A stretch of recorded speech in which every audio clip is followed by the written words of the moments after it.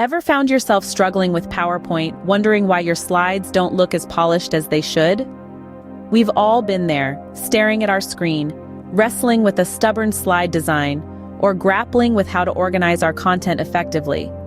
Maybe you've even faced the dreaded technical difficulties that seem to crop up at the worst possible times. These are common PowerPoint predicaments that can leave us feeling stuck. Fear not, because we're about to break down the PowerPoint process into simple, easy-to-follow steps. The first step to a compelling PowerPoint presentation is conceptualization. Think of it as setting the stage for your grand performance. But how do we begin? Firstly, we need to understand the purpose of our presentation. Are we trying to inform, persuade, inspire, or perhaps entertain our audience? Once we've figured this out, it becomes easier to structure our content accordingly. Next, we must identify who our target audience is. Knowing who we're speaking to helps us tailor our message in a way that resonates with them. For example, a presentation for a group of tech-savvy individuals may look different from one for people who are new to technology. Lastly, we must create a clear and concise message. This is the heart of your presentation. It's what you want your audience to remember long after your presentation has ended.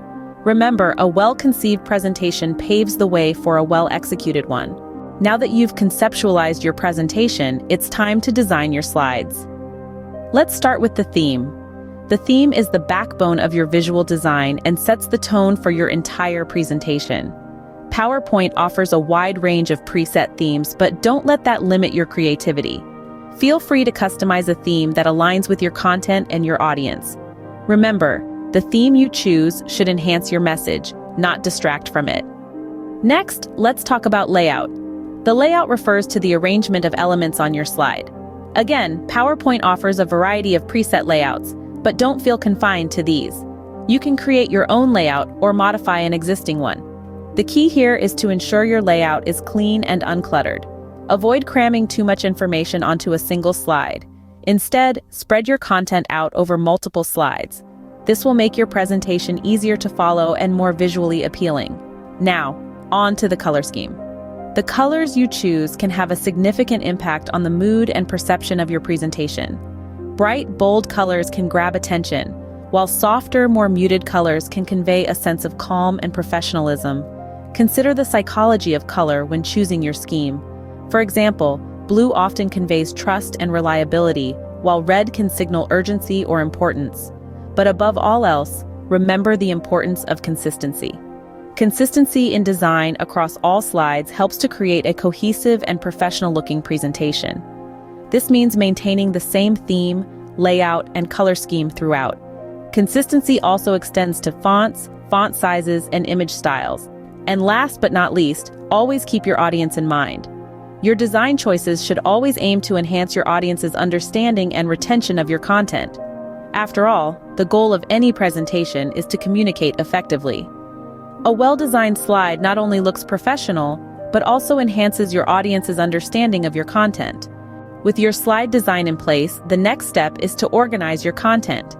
Just like a well-designed room, your PowerPoint presentation needs to have a logical flow. This means ensuring that your ideas transition smoothly from one to the next, creating a coherent narrative that your audience can follow with ease. Think of it as a story. Does your presentation have a clear beginning, middle, and end? Your audience should be able to follow your thought process as easily as reading a book, with each slide representing a new chapter in your story. Bullet points are like the furniture in your room, essential for clarity and structure. They are a great tool for summarizing key points and breaking down complex ideas into digestible chunks. However, like any good tool, they should be used with caution. Too many bullet points, and your slide becomes a confusing mess. Too few, and your audience may struggle to grasp your main points. Aim for a balance, using just enough bullet points to convey your message without overwhelming your audience. Speaking of being overwhelmed, a common pitfall many people fall into is overcrowding their slides with text. Remember, your slides are there to support your presentation, not to steal the show. Use your slides to enhance your spoken message, not to replace it. A good rule of thumb is to stick to 6 lines of text per slide, or fewer. This ensures that your audience can quickly scan your slide and grasp your key points while still paying attention to what you're saying. Finally, don't forget to review your content. Do your slides flow logically from one to the next? Are your key points clear and concise? Is there any unnecessary information that could be removed? Remember, less is often more when it comes to PowerPoint presentations. Effective content organization keeps your audience engaged and makes your message easier to understand. So take the time to organize your content carefully, and you'll be well on your way to a successful presentation. To make your presentation more engaging, consider adding multimedia elements. It's not just about walls of text and bullet points. PowerPoint allows you to incorporate a variety of multimedia elements like images, videos, charts, and graphs. These elements can add depth to your presentation and make it more visually appealing. Let's start with images. A well-chosen image can convey a message or an idea quickly and effectively.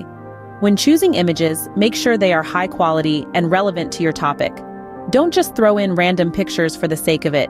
Each image should support your main message and help to tell your story. Next, we have videos. A short video clip can be a powerful tool to illustrate a point or to provide a real-world example. Just remember, videos should be used sparingly and only when they add value.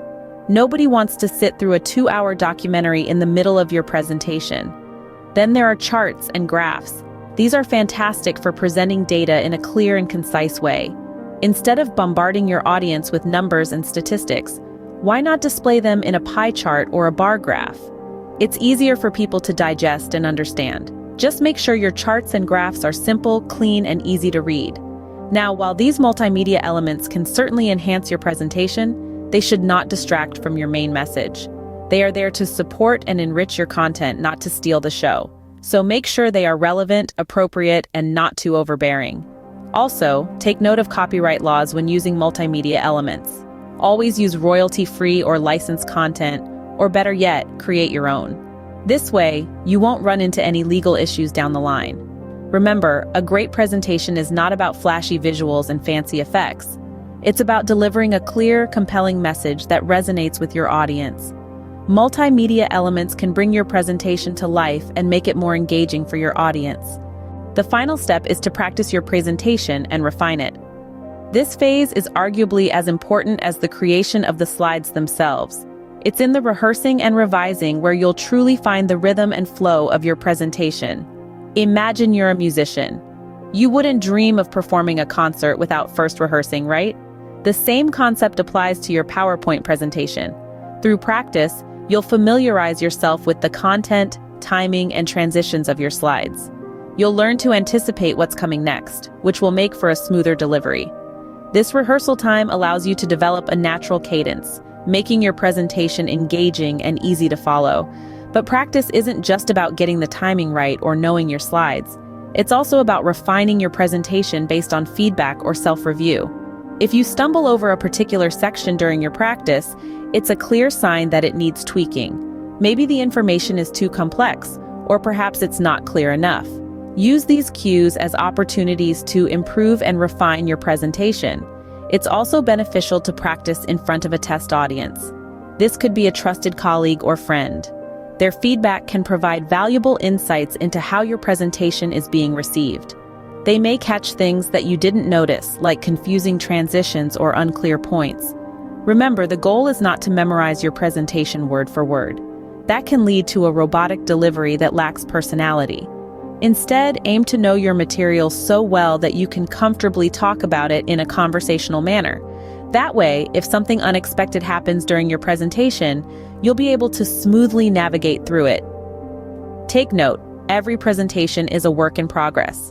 Even after you've delivered it, there's always room for improvement.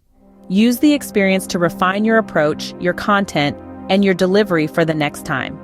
Practicing and refining your presentation ensures you deliver a polished and effective PowerPoint presentation. It's your secret weapon to winning over your audience every single time. So, there you have it, the key to mastering PowerPoint in 5 easy steps. We started by conceptualizing the presentation, laying the groundwork for a compelling narrative. Then, we moved on to designing visually appealing slides before organizing our content for optimal flow. We spiced things up by adding multimedia elements, and finally we polished everything with practice and refinement. It's a simple yet effective approach to creating powerful presentations. Now go ahead and conquer your next PowerPoint presentation. You've got this.